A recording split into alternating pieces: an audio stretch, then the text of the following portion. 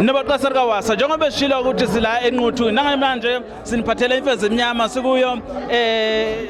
ifestival kaMaskandi yala eNquthu. Mfezemnyama awusithatha usibeke mfethu siyabona la izulu liyana kodwa abantu bayinikelile abantu bazoba khona nani siyakubona la sanoma umjuluko noma umkhizo kodwa kuyabanda lapha nje konakele kakhulu kumaqhapheshe khawula kithi awusithatha usibeke okwenzakalayo. Ngibingelele kakhulu kubona bonke ababuka njengamanje uphumlane owakhumala Mfezemnyama. Hayi sesiyithelile sesishayile inamba sesijabule sesiright nje sikubonga kakhulu ukuthi umasipala wakithi ekhaya eNquthu akwazi ukuthuthukisa abaculi abasebancane abaculi asebebadala abafana nathi akwazi ukuthi agqugquzele abantu ukuthi kubaleke ngani ukuthi babe semculweni kodwa nje engithozela kakhulu ukuthi senginethwe imvula kangaka ngibona abantu baningi ke lapha kodwa imvula iyana kodwa basakulokhu bekhona sithi nje asikushaya izandla lokho sikubonga nanokuba ubuhle ke nokwandisa indawo yangakithi ukuthi ihlezi seqopheni eliphezulu ngoba siyazi nathi ukuthi bakhona abantu abafana nomgqumeni uMahawukela abantu abashaya ingoma kakhulu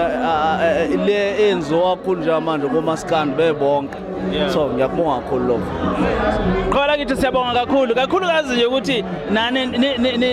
nidele njengababuke njengoba nabeyidele abathandi bomculweni bayidele emfuleni nani nidele nikhombisa uthando ngaka siyabonga kakhulu awakho nje ukuyibongela kuba umeya yala eNquthu ngalokhu ekwenzile nanokukhuthaza nje ukuthi kupho kunye ngakufake ukuthi isikhuthazo kukhona engafisa ukuthi athuqinisa khona. Ngibonga kakhulu kumhlonishwa ubaba uMshengu babishabalala into nje ayenzayo eNquthu siyabonakala manje ngenxa yokuthi kwafika isandla sakhe lokho angazi ukuthi ngakubeka ngithini yabo kodwa nje kuningi ngiyafisa futhi ukuthi aqhubeka asize abantu ngoba uyabasiza kakhulu kunama artists njalo akhona la eNquthu kunestudio la abathatha barecordise kanjalo asize nezingane zesikole siyafisa futhi ukuthi aqhubeke asize njengoba nje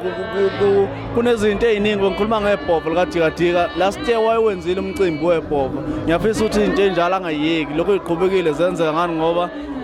ubumnandi obabantu naye umuntu wabantu ngaphandle kokuthi asondele kubantu angicabanga ukuthi khona okungenzeka emphakathi abantu bengekho uyabadinga nathi amdinga shuthi idingadingana.